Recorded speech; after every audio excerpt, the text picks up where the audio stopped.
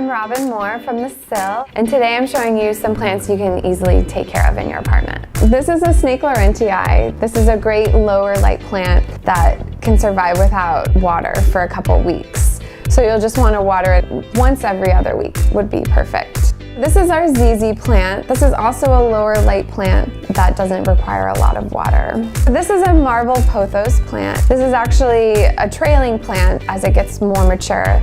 This is perfect for lower to medium light, and requires just a little bit of water once a week. This is a staghorn fern. These typically grow in tropical regions, but you can have them in your apartment.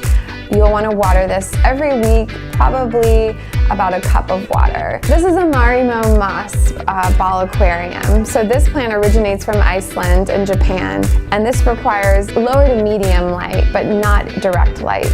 And you'll just want to keep it submerged in water, and you'll want to change out the water frequently. These have been quite popular elsewhere and are just now coming to fruition here. It is definitely a new trendy plant.